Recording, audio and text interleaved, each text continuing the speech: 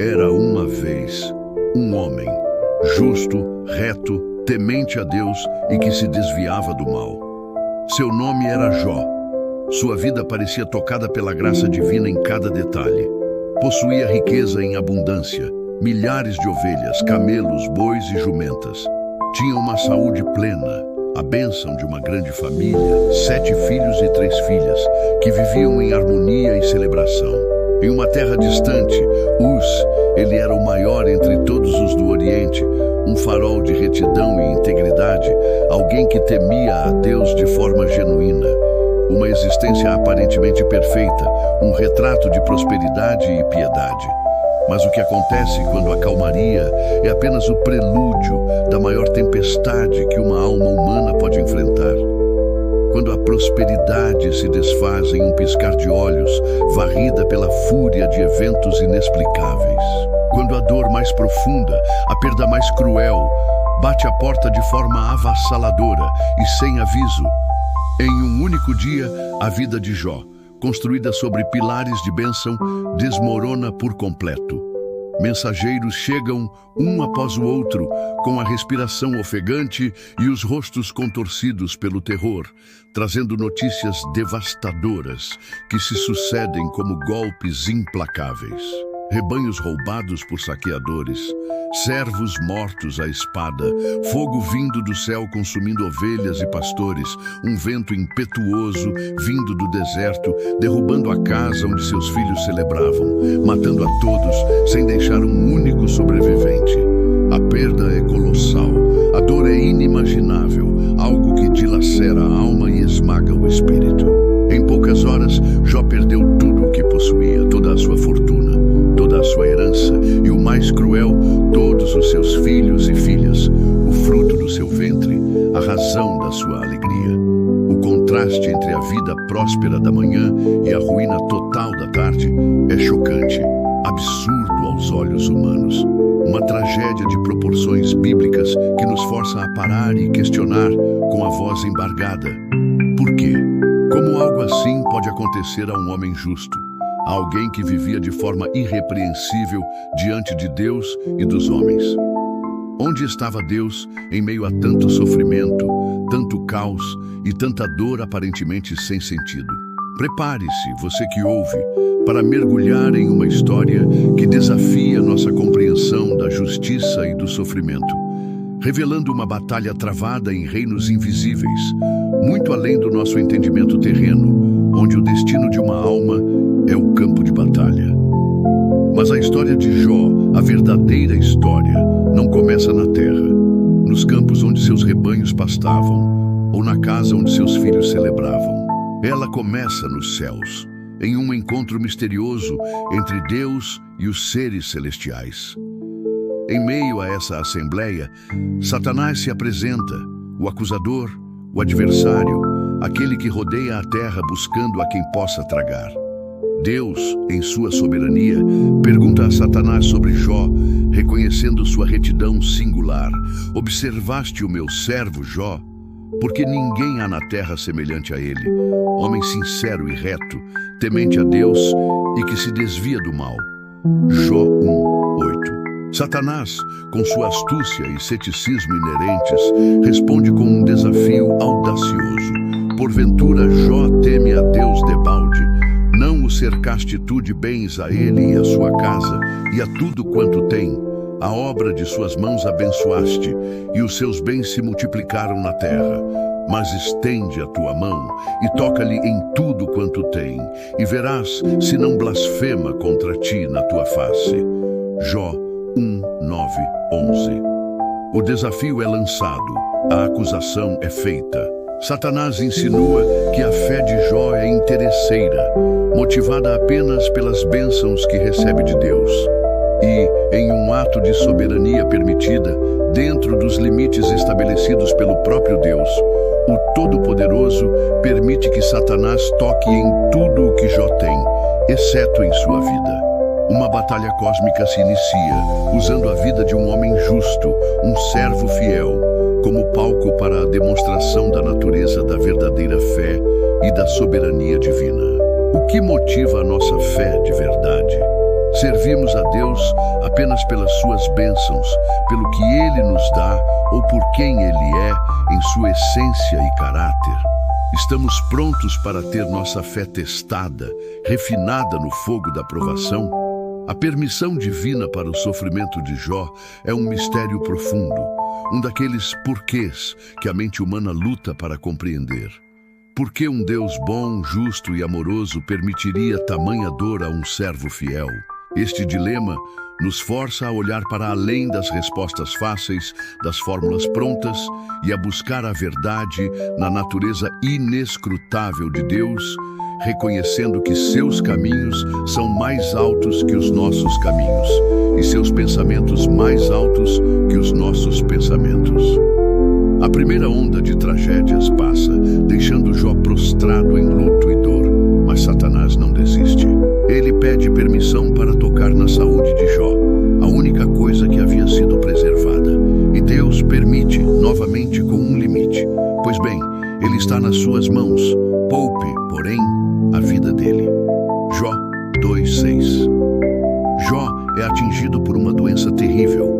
Uma úlcera maligna cobre seu corpo da cabeça aos pés, causando uma dor física excruciante, uma tortura constante. A angústia espiritual se soma ao sofrimento físico, tornando sua existência um fardo insuportável. Sua própria esposa, em desespero e amargura, o aconselha a amaldiçoar a Deus e morrer. Jó 2:9. Incapaz de suportar a visão do sofrimento do marido e a perda de tudo o que possuíam. Mas Jó, mesmo na profundidade do seu sofrimento, resiste a essa tentação final, afirmando com uma fé que desafia a lógica humana: receberemos o bem de Deus e não receberíamos o mal. Jó 2:10. Ele reconhece a fonte última de todas as coisas, sejam elas boas ou más aos nossos olhos. Então chegam seus 3 amigos, Elifaz, Bildade e Zofar, homens de boa reputação que vieram consolá-lo em sua aflição. Eles sentam com ele em silêncio por 7 dias e 7 noites, um gesto de compaixão genuína diante de tamanha dor, pois a visão de Jó era terrível. Mas infelizmente, o silêncio é quebrado, dando lugar a longos e complexos discursos, repletos de sabedoria humana, mas carentes da verdadeira compreensão divina. Em essência, a mensagem deles é clara e cruel em sua simplicidade. Jó, você está sofrendo assim porque pecou. Deus é justo, ele retribui a cada um conforme suas obras. Deve haver algum pecado oculto em sua vida que você não confessou. Eles tentam aplicar fórmulas teológicas simplistas a um sofrimento complexo, aumentando a dor de Jó com suas acusações veladas e sua falta de empatia genuína. Em meio a essa dor física lancinante, a angústia da perda e as palavras vazias e acusadoras dos amigos, Jó clama a Deus, expressando sua angústia, questionando o silêncio divino, defendendo sua integridade, mas sem negar a existência ou o poder de Deus. Ele anseia por uma resposta, por uma explicação. A resposta divina, porém, não viria nas palavras limitadas dos amigos, nem nas explicações humanas, mas na revelação da própria magnitude de Deus. Após a longa e exaustiva troca de argumentos entre Jó e seus amigos, após as palavras de Eliú, um personagem mais jovem que também tenta explicar o inexplicável, algo extraordinário e avassalador acontece. Deus responde a Jó, não de forma mansa e serena, como talvez esperássemos, mas de dentro de um redemoinho, uma manifestação poderosa e impressionante de sua glória e majestade que silencia todas as vozes humanas. Deus não explica a Jó porque ele sofreu daquela maneira terrível e aparentemente injusta. Ele não revela a aposta com Satanás. Em vez disso, ele confronta Jó com uma série de perguntas sobre a criação, sobre a ordem do universo, sobre o funcionamento da natureza, sobre a sua própria grandeza e onisciência. Onde estavas tu quando eu fundava a terra? Faze-mo saber se tens inteligência. Jó 38:4. Ou quem encerrou com portas o mar quando jorrou do ventre? Jó 38:8. Sabes tu as ordenanças dos céus? Deus, ou podes estabelecer o seu domínio sobre a terra? Jó 38:33. Deus demonstra sua onisciência, sua onipotência, sua soberania absoluta sobre cada detalhe da criação, desde as estrelas mais distantes até o instinto dos animais selvagens. A mensagem é clara e contundente. O universo é vasto e complexo, e a compreensão humana é limitada. Existem mistérios nos caminhos de Deus que a nossa mente finita não pode apreender plenamente. A resposta divina não é uma explicação para o sofrimento, mas uma revelação do caráter e do poder daquele que permite o sofrimento. Diante da magnitude esmagadora de Deus, Jó emudece. Suas perguntas não foram respondidas diretamente, mas sua perspectiva foi radicalmente transformada pela visão do Criador em sua glória. A verdadeira resposta não estava no porquê, mas no quem. Diante da majestade divina, revelada em sua plenitude, Jó reconhece sua pequenez, sua limitação e sua ignorância diante dos caminhos de Deus. Eis que sou vil, que te responderei. A minha mão ponho à minha boca. Jó 44. Ele se arrepende no pó e na cinza, não por pecados que causaram seu sofrimento, como acusavam persistentemente seus amigos, mas por ter ousado questionar a Deus em sua dor e por ter falado presunçosamente do que ele, em sua finitude, não entendia. Eu te conhecia só de ouvir, mas agora os meus olhos te veem. Por isso me abomino e me arrependo no pó e na cinza. Jó 42:5-6. A resposta final de Jó é humildade genuína e adoração sincera. Então, Deus repreende severamente os amigos de Jó por não terem falado dele o que era reto, em contraste com o que Jó havia falado.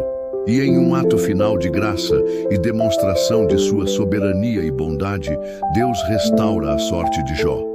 Após Jó orar por seus amigos, obedecendo à ordem divina, o Senhor lhe devolve em dobro tudo o que ele tinha antes.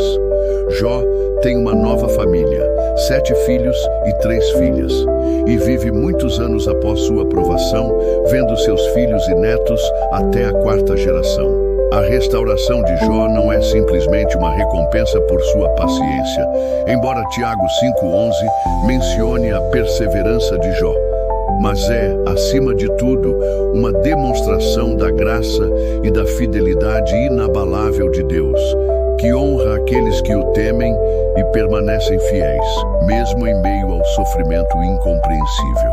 A redenção da história de Jó não removeu o mistério intrínseco do sofrimento humano, mas revelou a suficiência absoluta de Deus em meio a ele e o seu poder para trazer a restauração e a bênção, mesmo após a devastação.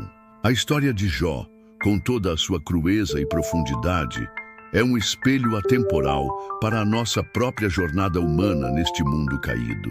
Ela nos lembra de forma inequívoca que o sofrimento nem sempre é resultado direto do pecado pessoal, uma punição imediata por alguma falha nossa.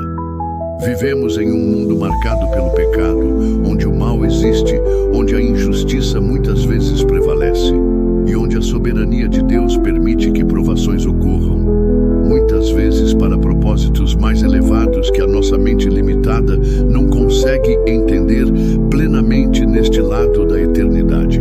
A lição central e mais poderosa da história de Jó não reside na explicação detalhada do sofrimento, algo que o livro deliberadamente não oferece a Jó, mas sim na resiliência inabalável da fé em face dele. Jó nos ensina a lamentar, a expressar a dor, a questionar a partir de uma posição de fé e confiança em Deus, a não buscar respostas simplistas ou clichês teológicos para dores complexas que dilaceram a alma e, acima de tudo, a confiar em Deus mesmo quando ele parece distante, silencioso ou incompreensível em seus caminhos. Ele nos desafia a manter nossa integridade moral e nossa adoração, não pelas bênçãos materiais ou pela ausência de dor que recebemos, mas pela majestade e pelo caráter santo de quem Deus é, digno de louvor em toda e qualquer circunstância.